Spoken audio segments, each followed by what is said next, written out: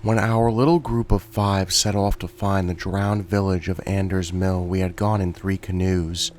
Mark was the best peddler, so he took one by himself along with some of our extra gear. Lisa and I shared one, and Carlos and Nate shared the other. Once we were packed and back on the water heading home, we started to feel safer. Whatever had been around our camp last night, it wouldn't be able to get us out here. Even if something was watching us from the shore, unlike in the forest, on the water we had a clear line of sight for a long way all around. We hadn't finished the case of beer that Nate's brother acquired for us, and after the shock of seeing the mutilated deer just outside our campsite, we all felt that a little morning drinking was in order. We had been pedaling lazily along for about a half an hour, with plenty of breaks to sip on a little beer, when I felt the first bump. It was small, and my first impression was that maybe a turtle had hit the side of the canoe. Lisa turned back with a questioning look on her face, but before she could speak, I saw Carlos and Nate's canoe take a larger hit. Whatever hit them caused their boat to rock from side to side and made Nate throw his arms to try and steady himself. Mark called out to them, asking what they hit, but almost immediately his boat was also rocked with a heavy impact. He started to look side to side frantically, but could clearly see nothing. Then, directly underneath my seat, something pushed up on the bottom of my boat hard. I screamed and pulled my paddle out of the water. Our canoe was thrown forward, and Lisa was splashed, but luckily we managed to stay upright. "Something is attacking us," Carlos shouted from up ahead. I could see him throw his weight to the left as something seemed to attempt to tip his canoe from that side. Nate was beating the water with his paddle, but didn't seem to be making contact with anything. Our canoe was shoved again. This time the nose dipped below the waterline and we took on a few gallons of water before righting. Lisa and I began to desperately paddle forward, trying to get ahead of whatever was below us. I could see the other 2 boats doing the same. Then, with a huge splash, something threw Mark's boat into the air. It was like nothing I had ever seen before, almost like an explosion from below. And suddenly Mark's boat was toppling end over end above our heads. Mark flew out, arms flailing and still gripping his paddle. He hit the water with a crack, but at first everything seemed okay. He looked stunned, but he was treading water. Lisa screamed for her brother and we pedaled over as fast as we could. We had closed about half the distance between us and him when we saw Mark's eyes go wide. He opened his mouth like he was about to scream, but before any sound came out, he was jerked beneath the water. I won't say that he went underwater, or that he dove under the water no matter what the park authorities say. Mark was grabbed and violently pulled under. That's what I saw. That's what Lisa saw, and that's what Nate and Carlos saw. I still remember those desperate moments, pedaling as fast as we could, all of us shouting, looking into the impossibly murky water to try and see any sign of Mark. Lisa screaming and eventually sobbing for her brother.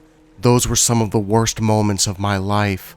I don't know how long we looked from the boats before someone, one of the boys, I don't remember who, suggested that maybe we should go to the shore. When Lisa turned with murder in her eyes, he quickly said it was because maybe Mark had swum for land and he just couldn't see us from where he ended up. It was the feeblest hope, and I think we all knew it was nonsense, but Lisa latched onto it anyway. "Yeah, you're right," I remember her saying hysterically between sobs. "He's just on the shore somewhere. We're sure to find him if we head to the shore." I exchanged looks with Carlos and Nate, but no one said anything. Once we made land, Carlos quietly said to Nate and I that he would run and go get help. We were far out of cell phone range, but once he got a few miles down the trail, he would call the police. Nate was amazing. I had no idea what to say and was on the edge of breaking down myself, but Nate was able to keep Lisa and I calm. Lisa wanted to search the whole shore, which Nate helped her do, the whole time reassuring her that Carlos had gone to get help and that the police would be here soon. He told her that the police would come with boats and they were sure to find Mark, and that she shouldn't worry. They may have been empty platitudes, but they were keeping Lisa reasonably functional, and for that I was so grateful. It was over 2 hours before we saw any authorities. They came up to the lake on a boat, just like Nate had promised, and eventually a few mounted park rangers eventually joined them via the trail. They pulled us apart and questioned us about what happened, but it was clear they didn't believe anything we were saying. In their eyes, we were a bunch of drunk kids and were making up this story to hide the fact that we let our friend drown. So no one in your group was wearing a life vest, is that correct? I remember the officer asking me. We had them in the canoes, but no, we weren't wearing them. It's a calm lake, we didn't think we needed them. Right, and tell me again how much Mark had to drink this morning? No more than 2 beers. But the beer was in his canoe, you said, so we could have had more and you wouldn't have known. Is that possible? I know Mark wasn't drunk. Something was attacking our boats from below. I was so frustrated by the officer's dismissive attitude, and I could feel myself beginning to cry. Listen, the officer said, we see this kind of thing all the time, at least once a summer. We're going to take you kids home now. We already called your parents and they are waiting for you down at the bottom of the lake. My advice is to go home and get some sleep. If we need anything more from you, we'll contact you there. And that was it. The police never did contact us again. Maybe they spoke with Mark and Lisa's parents more, but if so, I never heard anything about it. They searched the lake that afternoon, but they didn't find Mark's body. That night I had a dream. I dreamt that we were back at the campsite and that Mark's head was mounted on the broken tree branch instead of the deer's. His eyes had the same shocked look I saw right before he was dragged under the water. He opened his mouth to speak, but instead, lake water came pouring out. When I woke up, my bed was soaked. Not soaked like I had sweat a lot, but dripping wet like someone had dumped a bucket of water onto it. At first, to my embarrassment, I thought I must have wet the bed, but then I realized there was no way my body could have contained this amount of liquid. I was confused and terrified, the images of my nightmares still running through my mind. I turned all the lights on in my room, but aside from the bed, nothing seemed amiss. I was still trying to decide what to do when I heard my phone's text message alert going off from inside my backpack. I hadn't bothered to unpack when I got home, just dumped my stuff in the corner and went to bed. My phone was still in the bag. As I went searching for it, I pulled out the mirror I had found the day before. It seemed like a lifetime ago. I sat it aside. On the phone, I had a message from Lisa. Are you awake? Can you talk? It was the early days of texting, and we were still infatuated with text speak. Forgive us. I'm up. Want me to call? I replied. Can you come over? I know it's late. Be there in 20. I threw some clothes on and drove over to Lisa's house. As I pulled up to her long driveway, I could see the dark void of the lake behind her house.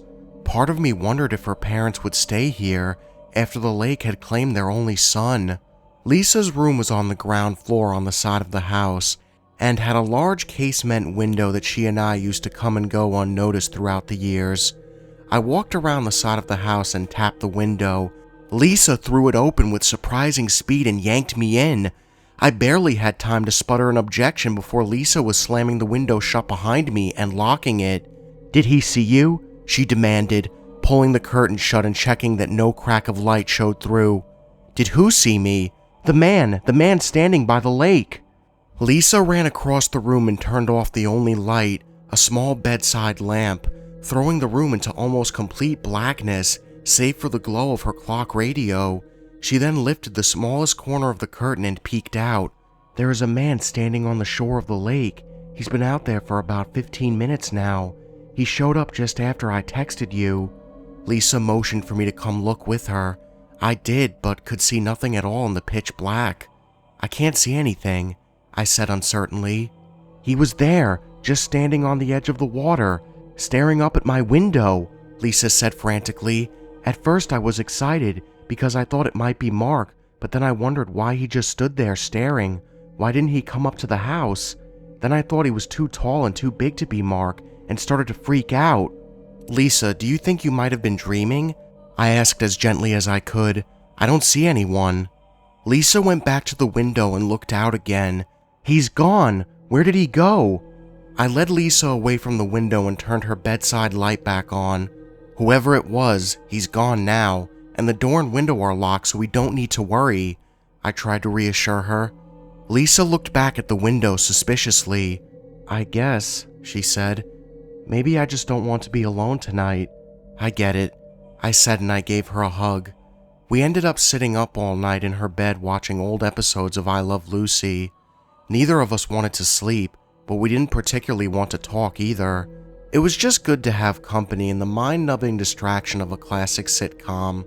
We must have sat like that together for hours before we heard the scream. Lisa's mom was always an early riser, and she had gotten up to make her morning coffee around 5:30, just as the sun was coming up. As she looked out her back window, she saw something laying in her backyard. She ran outside screaming, and Lisa and I jumped up to see what was going on. It was Mark. He was laying on his back spread out in the yard.